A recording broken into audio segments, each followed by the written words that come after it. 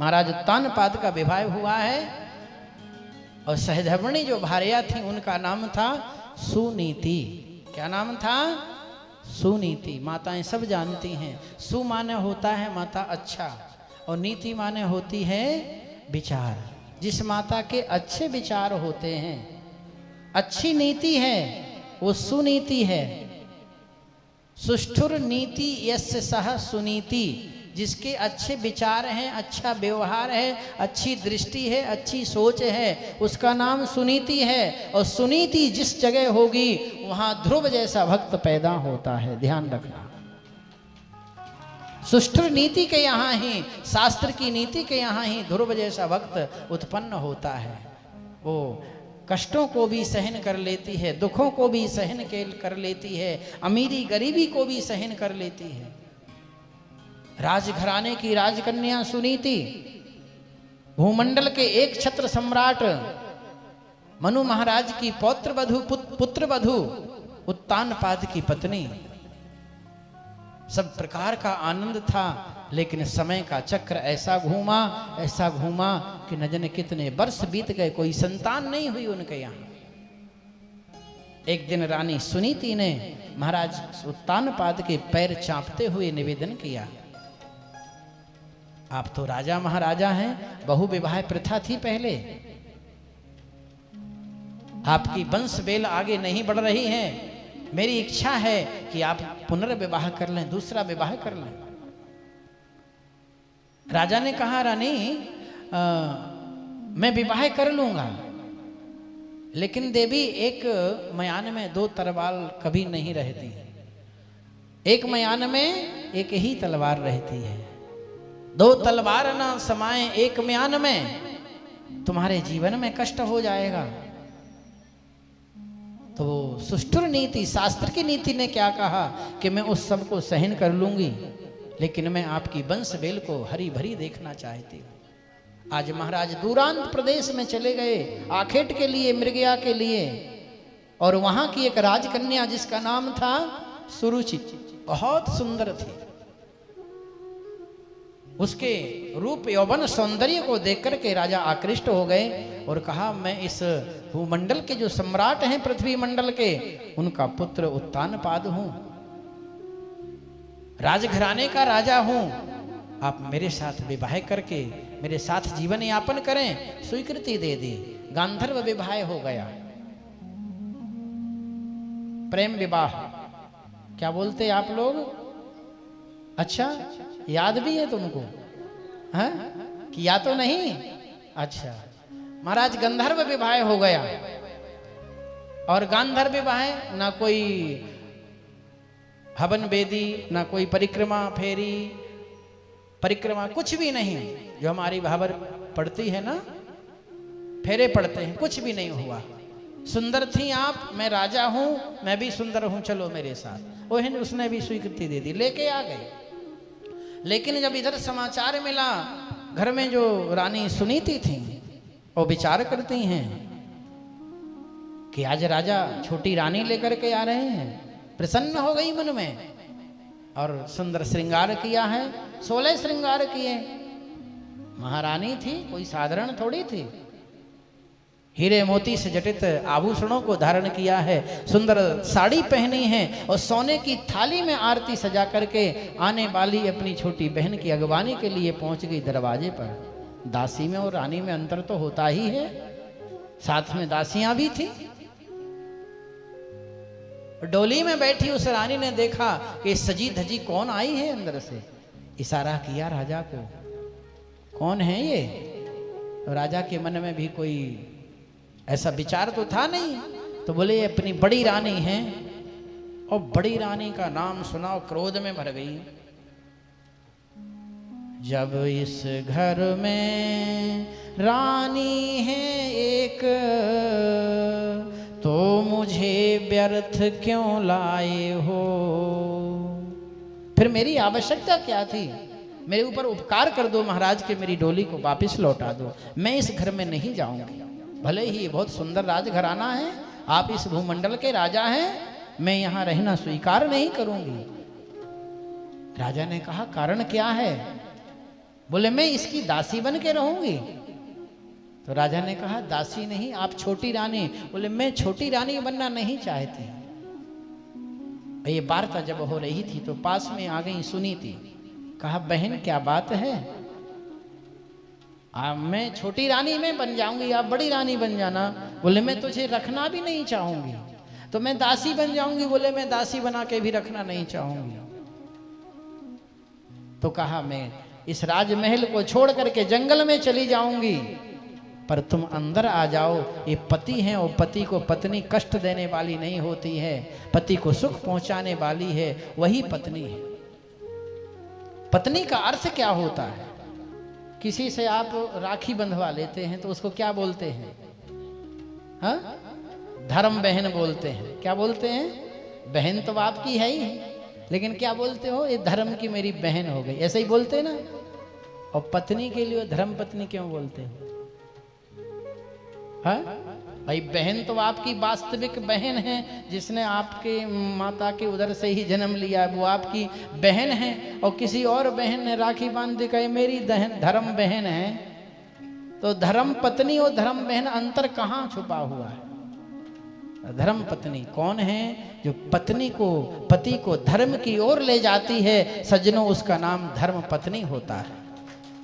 पूजा पाठ में पति का जो सहयोग करती है, अर्धांगिनी जो है, जो ग्रंथि बंधन करके, पति के ऊपर भी वो ग्रंथि बंधन है, पत्नी के ऊपर भी ग्रंथि बंधन है, और पूजा कराती है, पति को सत्कर्म में ले जाती है, इसलिए नाम धर्म पत्नी बना है। नहीं धर्म बहन, धर्म भाई, धर्म माता, धर्म पिता, ये तो दूसरे होते हैं, अपने थोड़ी होते हैं।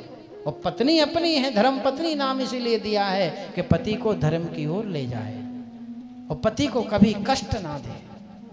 नारी के लिए पति से बढ़कर दूजा कोई परमेश्वर नहीं है। स्त्री का सच्चा सुख केवल पति सेवा भक्ति में ही है।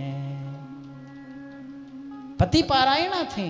महाराज राजसी वस्त्रों को उतार के और बलकल वस्त्र धारण करके जंगल की ओर निकल गईं। और ये छोटी रानी सुनीति महलों में आई हैं, महलों की रानी बन गई, राजघराने की रानी बन गई हैं। और वो जाकर के वहाँ झोपड़ी बना करके खेतों में निवास करने लगी।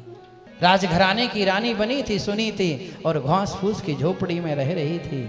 लेकिन वो शास्त्र की नीति थी, इसलिए समय का चक्र घूमा और एक दिन राजा आखेट से लौट करके आए। रात्रि विश्राम रानी सुनीति की उस झोपड़ी में हुआ था और उसी दिन रानी गर्भवती हुई हैं। समय की गति आगे बढ़ी। 9 महीने के बाद रानी सुनीति के उदर से एक सुंदर बालक ने जन्म लिया।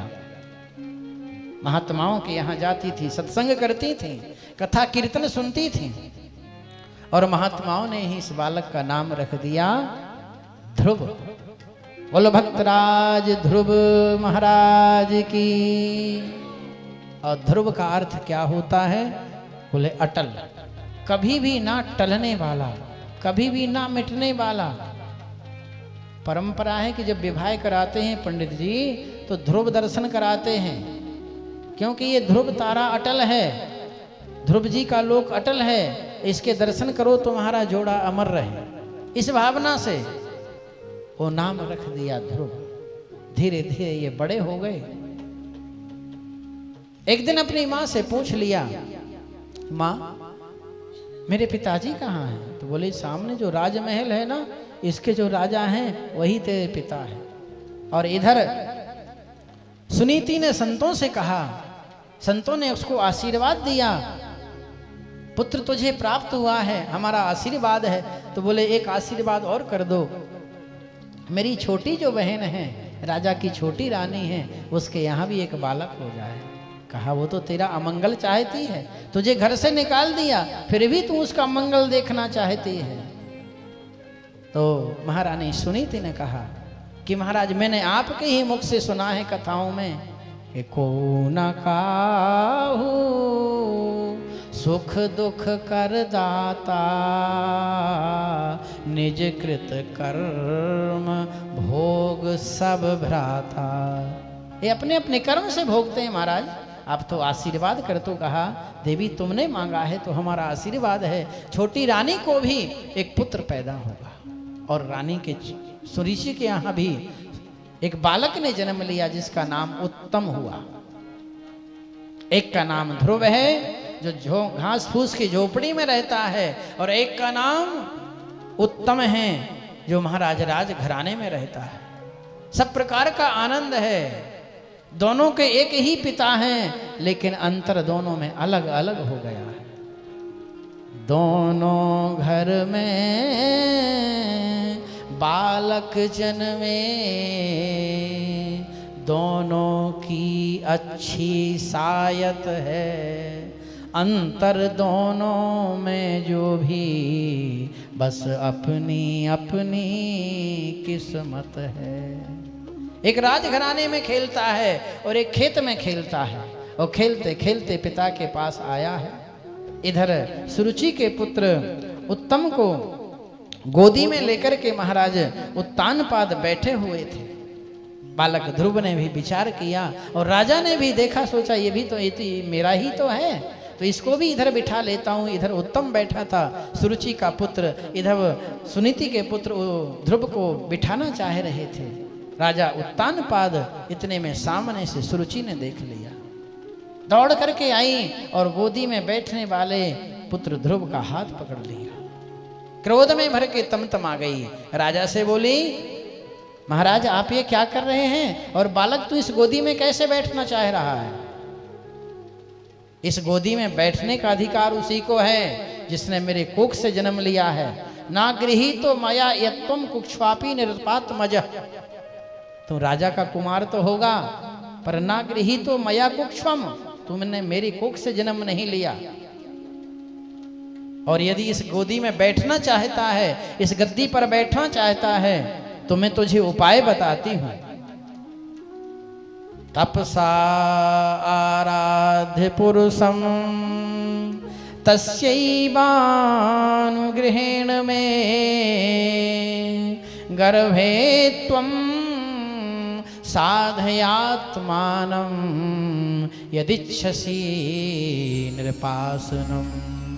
यदिच्छसि नृपासनम, यदि इस आसन पर बैठने की इच्छा है तो जा तपसा आराध्य पुरुषम, परम पुरुष परमात्मा की आराधना कर। और ये शब्द ध्रुव को आहत कर गए तो कर गए, लेकिन ये शब्द आहत किए हैं भगवान को। यदि इस गोदी में बैठना चाहता है तो भगवान की आराधना कर। और वहां से रोते हुए ध्रुव निकल पड़े, लेकिन दो शब्द भी सांत्वना के महाराज उत्तानपाद नहीं कह सके, क्योंकि वो सुरुचि के वशीभूत थे। रोते रोते अपनी माँ के पास में आए हैं। माँ ने देखा, और ये सत्य है सज्जनों कि माँ कभी अपने पुत्र को रोता नहीं देख सकती। आपको मालूम है, जब छोटा होता है ना, वो रोता तो किसी और कारण से है, वो सोचती है भूखा होगा तो दूध पिलाने लग जाती है। अब अगर तुम्हारे रहते माता पिता के आंसू निकल रहे हैं तो तुम्हारा जीवन निरर्थक है, क्योंकि माता पिता ने अपने रहते तुम्हारे आंसू नहीं निकलने दिए, तो तुम भी अपने रहते उनके आंसू नहीं निकलने देना। यही सिखाती ये कथा हमको।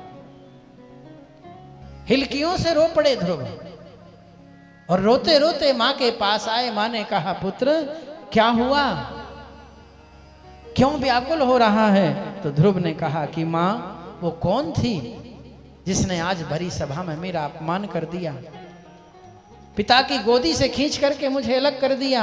आपने कहा कि ये मेरे पिता हैं राजा, तो फिर वो कौन थी? वो बोले, तेरी छोटी माँ थी। ध्रुव ने कहा, माँ तू ठीक कहती है, पर मैं सत्य कहता हूं तुझसे आज कि उसके एक एक शब्द का बदला लेकर के रहूंगा।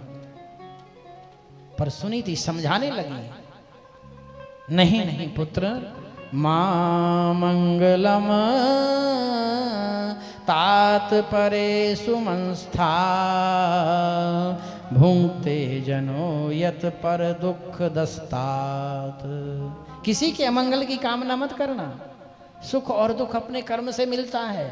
और क्या कहा सुरुचि ने, छोटी माँ ने, बोले उसने कहा कि तपसा आराध्य पुरुषम, तो बोले वो तेरी सबसे बड़ी गुरु है।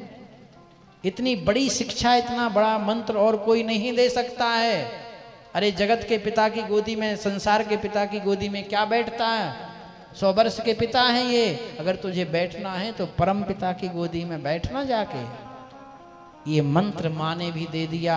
आप याद करो, दूसरी माँ होती तो झगड़ा करने चली जाती लेकर के, मैं इसको कहीं से लेके थोड़ी आई हूं, ये भी तो तुम्हारा ही है, इसको भी आधा राज्य दो। लेकिन माँ माँ होती है। माँ ने समझाया कि तू तो परम पिता की गोदी में बैठने का अधिकारी बनना।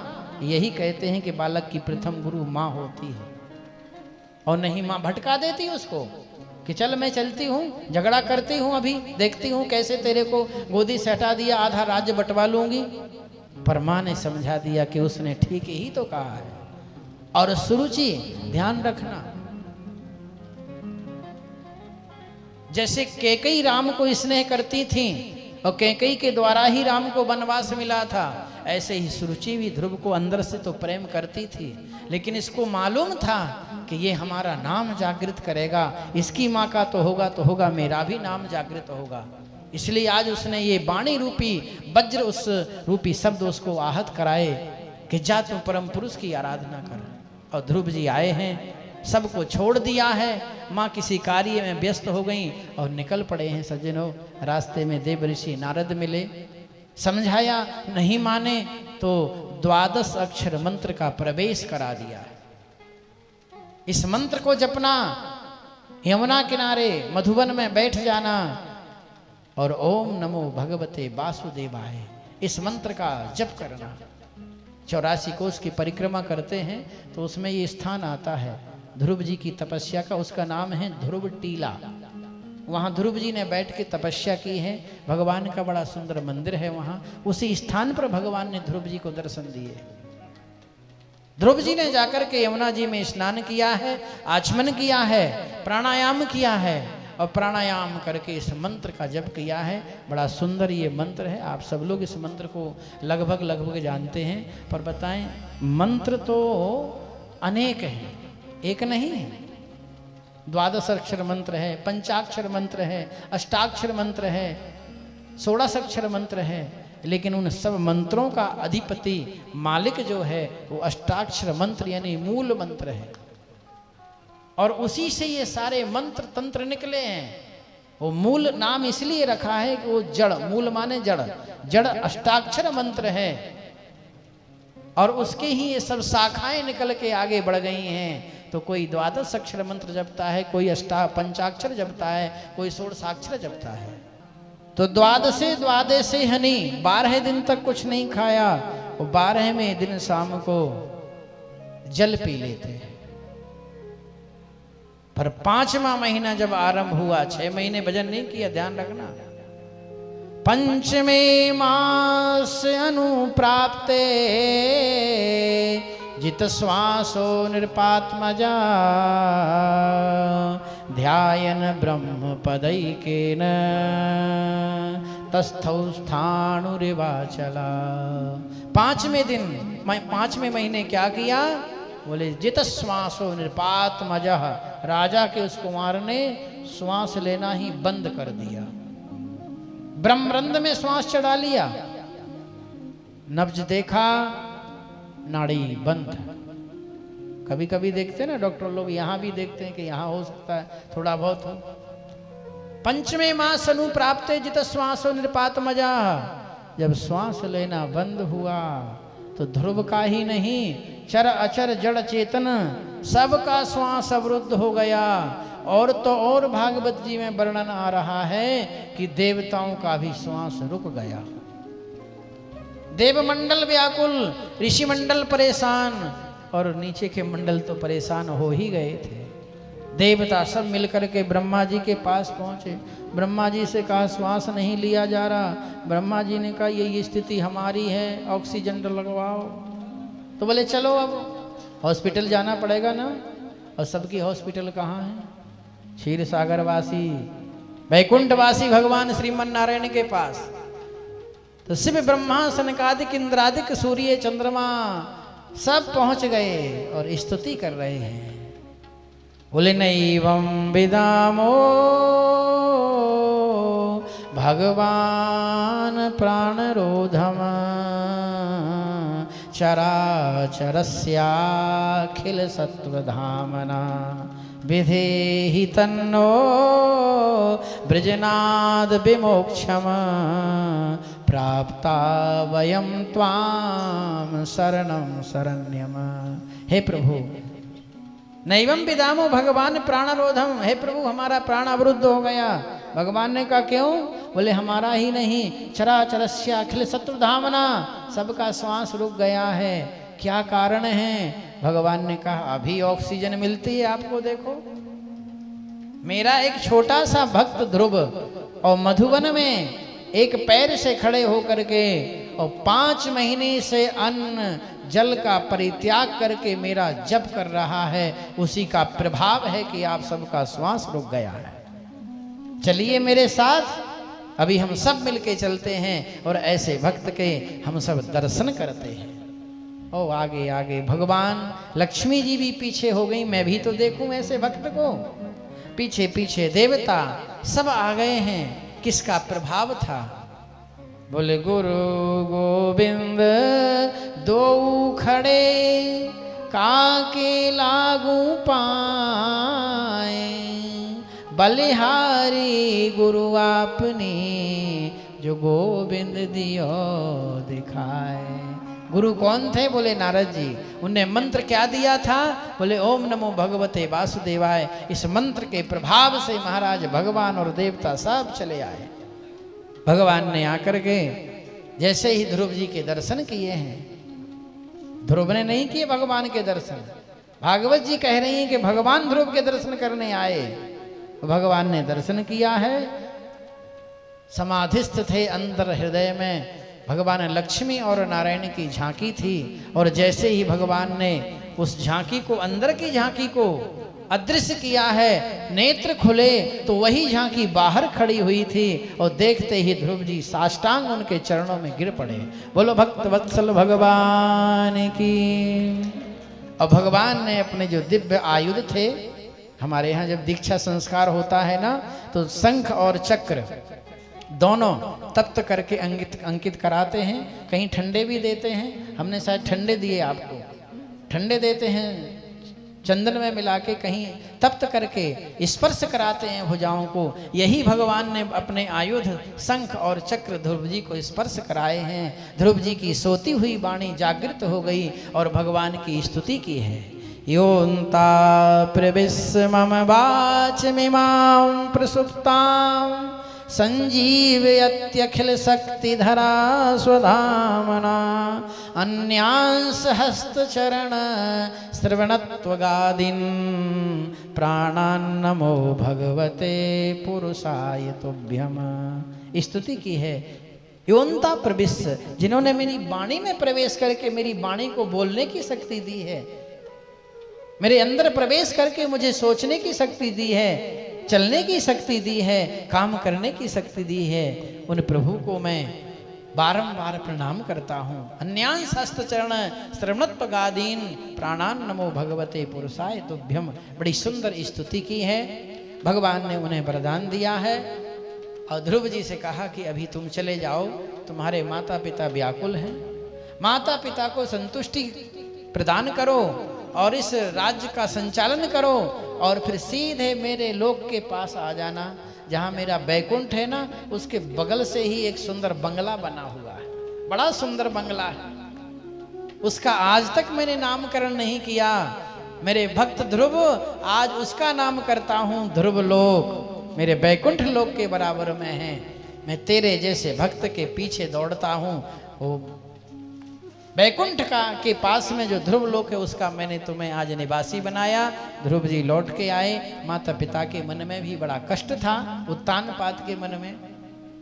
सुरुचि ने आकर के पहले ध्रुव को देखा है। सबसे पहले ध्रुव ने आकर के सुरुचि को प्रणाम किया है। माँ, असली गुरु तो तू ही है।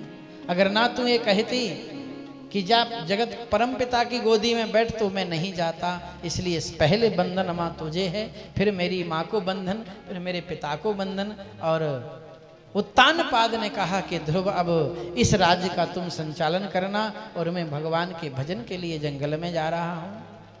जब उनने सबका उद्धार किया है, मैंने सुना है तारे हैं, तुमने लाखों, हमें भी तारो तो हम भी जाने। हमने सुन रखा है कि आपने कितनों का उद्धार कर दिया, सबरी, अहिल्या, गीध, सबका उद्धार किया है, तो मेरा भी उद्धार करेंगे, ऐसी कामना करके उत्तानपाद जी ने ध्रुव को राजगद्दी दी है। अब ध्रुव यहाँ राज संभालेंगे।